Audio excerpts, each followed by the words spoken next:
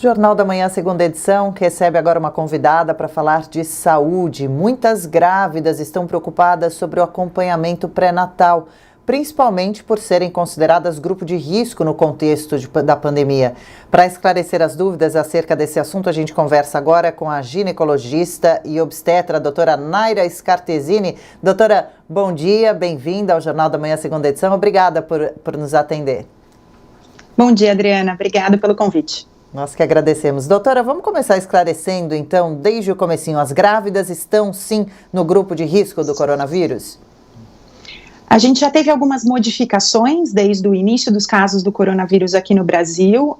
Hoje a gente classifica as grávidas de alto risco, quer dizer, as grávidas que têm algum problema de saúde associado como grupo de risco para coronavírus. Mas a gente não descuida das outras gestantes, porque a gente sabe pela experiência com outros tipos de vírus que, em geral, a manifestação pode ser mais agressiva nas gestantes. Então, a gente tem sido cauteloso com todas as gestantes, inclusive as que não são alto risco. Ok, e se uma grávida for infectada pelo coronavírus, existe a chance dela passar para o bebê, para o feto? Então, a gente tem muitos estudos sobre a contaminação vertical, que é a passagem da doença de mãe para o filho durante a gestação. Eles ainda não são muito conclusivos, então a gente tem dúvidas sobre essa possibilidade. A ideia principal é que não exista essa passagem vertical, mas ela não foi excluída 100%. A gente tem estudos aí que mostram bebês no primeiro ou segundo dia de vida com a presença do coronavírus na secreção nasotraqueal, e por isso faz com que a gente tenha um pouco de cautela ainda para afirmar que não existe transmissão vertical. Certo. Bom, agora se existe o mínimo risco que seja, eu imagino que os cuidados que as grávidas devem ter nesse período devam ser redobrados, bem especiais? Perfeito. As grávidas têm sim que se manter em isolamento social e ter todos os cuidados com o uso de máscaras, álcool gel, lavar muito bem as mãos e evitar conviver com outras pessoas. Mesmo as grávidas que trabalham em atendimentos essenciais, tem casos que foram revistos e elas foram afastadas. Então, uma situação que nos inspira muitos cuidados mesmo. Com certeza. Agora, como fazer para esse isolamento social recomendado não atrapalhar os procedimentos do pré-parto? Claro, a assistência pré-natal tem que seguir da mesma forma e com a mesma excelência de atendimento de antes. O que as federações recomendam, nacionais e internacionais, é que a gente reavalie a necessidade e o intervalo entre as consultas para não fazer com que essa grávida se desloque desnecessariamente e também faça essa avaliação dentro da solicitação dos exames. Mas a gente tem dois grandes trunfos hoje em dia que foram autorizados no país. Um deles é a telemedicina, então essas grávidas podem passar por atendimento com a interface de um equipamento de vídeo e dessa forma elas não precisam se deslocar ou se expor ao convívio com outras pessoas. E a gente tem também a possibilidade da coleta de exames domiciliar. Claro que a gente está falando de uma assistência que pode não abranger todas as pacientes do SUS, nem da assistência privada, mas é importante a gente ter conhecimento que são alternativas viáveis e muito boas. Perfeito. Agora, o teleatendimento é uma novidade para muita gente, né? Veio trazido nesse momento especial da pandemia. A mulher grávida que ainda não trabalhou, não conversou com médicos através desse sistema, desse meio, deve tentar conversar então por telefone com a sua médica, com o seu médico, ver se ele está trabalhando com o teleatendimento e tentar evitar sair de casa se utilizando desse recurso a princípio? Claro. Interromper o pré-natal nunca, então é importante que essa gestante busque a sua obstetra, converse com ela para entender qual é a forma de atendimento que ela tem feito agora. O teleatendimento pode funcionar muito bem nas orientações, na conversa junto com o parceiro, enfim, para esclarecer todas as dúvidas, mas ele não vai suprir a necessidade do exame físico, claro. Para isso, os exames físicos podem ser agendados em datas específicas, ele não tem a duração de uma consulta completa, então o tempo de exposição dessa grávida vai ser menor, bem como o parceiro ou a mãe da grávida não precisa acompanhá-la no exame físico. Então, é uma tecnologia que foi autorizada no Brasil por ocorrência da pandemia e que tem se desenvolvido e crescido conforme as semanas têm passado. A gente tem cada vez avaliado a forma de usar melhor e assistido mais grávidas e mais pacientes nesse cenário. Claro.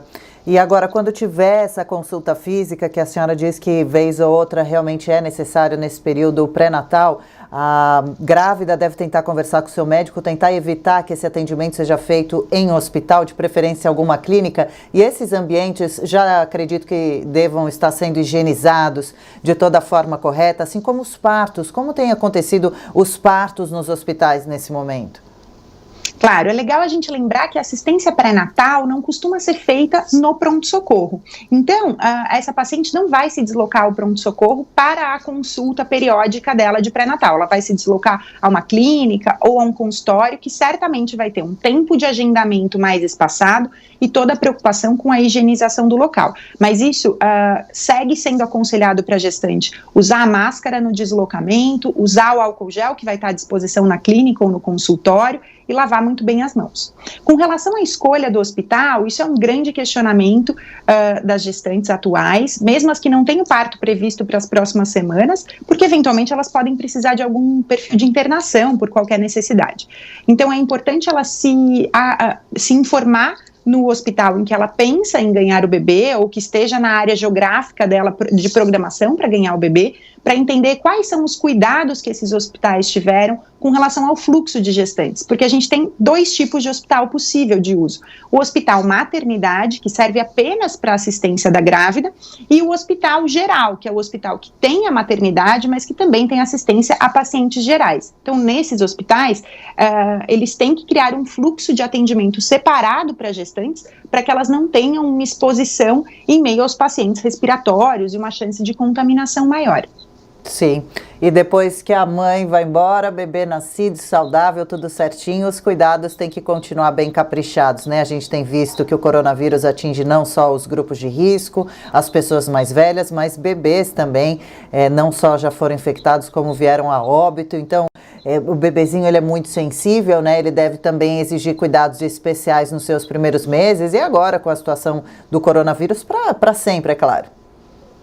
É importante lembrar que a puérpera, que é essa mãe recente que acabou de se tornar mãe, ela é um grupo de risco para o Covid. Então, a gente tem aí no cenário da gestação as gestantes de alto risco e todas as puérperas, pela fragilidade de possibilidade de infecção. Então, todos os hospitais têm restringido a visitação às gestantes e aos bebezinhos para reduzir a circulação dentro do hospital e também deixado essa gestante e essa puérpera com direito a um acompanhante, em geral, que não tenha mais de 60 anos, que também não esteja dentro do grupo de risco. Mas vale avaliar dentro de cada hospital.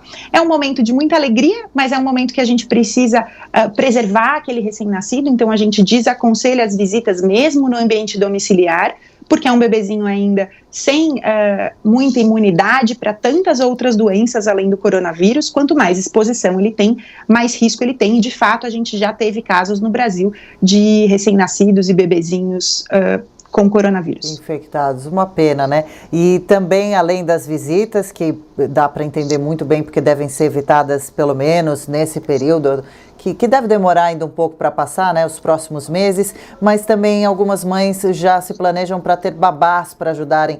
Talvez seja bom evitar, tentar ir fazendo sozinho o máximo que der, pelo entra e sai da funcionária, porque o bebezinho não tem como usar máscara e ficar sozinho passando álcool em gel no corpinho todo, né? A gente nem recomenda o uso de álcool em gel nos bebês, porque eles levam muito a mão à boca e pode ser um risco para a ingestão do bebê do álcool em gel. A gente recomenda sim que seja lavada a mão com água e sabão e que as pessoas que convivem com ele, claro, evitem beijar as mãos do neném, que é um reflexo do adulto, mas que é um risco para ele de contaminação de tantas outras doenças. Pela questão do isolamento social, a gente também recomenda que as pessoas não tenham profissionais trabalhando em casa, porque por mais que esse transporte seja privado, essa pessoa vai conviver com outras pessoas na casa dela, ou no transporte, com o motorista que a levar, e isso vai ser uma exposição indiscutivelmente para esse núcleo familiar, não só no cenário do pós-parto, mas em todos os outros cenários. Então, é importante a gente resguardar esse bebê, essa puérpera, porque eles são, sim, grupo de risco para a Covid. É um cuidado tão grande que mesmo a mãe que tem algum sintoma respiratório, a gente precisa recomendar que ela use máscara durante a amamentação e tenha todo um cuidado, porque apesar do coronavírus não passar pelo leite materno, ele é uma contaminação respiratória, então quanto mais próximo eu estou do bebê, mais risco ele tem de se contaminar. Pois é, e uma missão difícil para a mãe, né? Tá com o bebezinho lá em casa, recém-chegado, não poder encher esse bebezinho de beijos, né? Que é a vontade que dá, mas tem que realmente se lembrar que a contaminação principal do coronavírus é através da boca, do nariz e dos olhos. E o bebezinho não tem como usar máscara também, e o ambiente tem que estar bem higienizado, porque você justamente, a senhora estava lembrando para a gente, né? Que o bebezinho leva as mãos para a boca o tempo todo, sem a menor noção de perigo algum. Por isso é importante blindar esse ambiente. Então, se eu não recebo pessoas de fora, se eu estou em isolamento social, se eu higienizo as compras quando ela chega do supermercado, esse ambiente dentro de casa em que o bebê estiver vai estar blindado da possibilidade de contaminação. E dessa forma, esse bebê vai estar mais seguro em convívio apenas com as pessoas que moram com ele, sem receber visitas externas ou sem ter a chance de contaminação vindo de fora.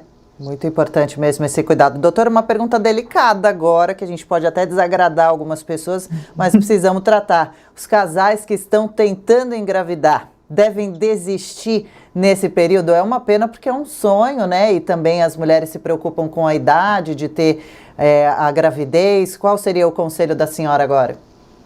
É uma pergunta muito delicada, de fato. Eu tenho tido um pouco... nos atendimentos dessa necessidade de explicação. Então é o seguinte, para casos de infertilidade, casos que estejam em acompanhamento médico, com programação de inseminação ou tratamentos de fertilização, esses casos têm sido recomendados pelas sociedades de ginecologia e obstetrícia que sejam avaliados individualmente, de acordo com a possibilidade de espera, quer dizer, de retardo desse tratamento. Esse tratamento deve ser retardado, mas claro que a gente tem a questão da idade da mãe, eventualmente de algum tratamento oncológico, enfim, tem algumas situações em que a gente não pode postergar essa tentativa, mas quando a gente puder, na situação de infertilidade, a gente posterga. Falando dos casais férteis que querem tentar engravidar, existe apenas a recomendação de saber que a gente não tem estudos sobre a influência do coronavírus em gestantes jovens. Todos, quer dizer, no comecinho da gestação, todos os estudos mostram gestantes da metade para o fim. Então eu vejo o efeito no parto ou no bebê recém-nascido, mas não na formação do bebê. Isso faz com que a gente tenha mais cautela em dizer para essas mães, poxa, vamos, se pudermos, esperar um momento mais seguro para tentar engravidar. Mas daí fica a cargo de cada casal avaliar a sua situação junto com a sua obstetra e ver o que é melhor para eles nesse momento. É isso. E para a gente encerrar, a senhora é obstetra, mas é também ginecologista, e a gente tem visto o caso de muitos pacientes que estão adoecendo em casa com medo de procurar ajuda em hospitais, em clínicas, de ir até um médico. A mulher que estiver sentindo algum desconforto, problemas ginecológicos, pode tentar a princípio um atendimento por telefone. Quando saber a que horas realmente sair de casa para procurar um socorro? A assistência médica não tem que ser deixada de lado, mesmo que ela não se relacione ao coronavírus. Então, sim, procure a sua obstetra via telefone, marque uma telechamada com ela para fazer uma consulta e faça a sua consulta de rotina. Ela vai saber te dizer qual é a importância de fazer determinado exame agora, ou se podemos postergar esse exame mais para frente, mas você não vai deixar a sua saúde de lado. Agora, para procurar um pronto-socorro, a gente tem que pensar se isso é um caso de urgência, se isso oferece risco, se eu tenho um sangramento vaginal, por exemplo, muito importante, que pode me levar a uma anemia, sim, é o momento de procurar o pronto-socorro. Agora, se essa menstruação é volumosa e me incomoda há muitos meses, é o momento de procurar uma consulta. Então, avaliar com bom senso e conversar com a sua ginecologista é o melhor cenário para não deixar a sua saúde de lado, mas também não se arriscar no pronto-socorro. Perfeitíssimo. A gente conversou com a doutora Naira Scartesini, ela é obstetra e também ginecologista. Obrigada pelo nosso bate-papo, muito útil. Boa sexta-feira e fim de semana para a senhora. Até uma próxima. Muito obrigada pelo convite. Bom fim de semana para todos os ouvintes. Nós que agradecemos. Obrigada também.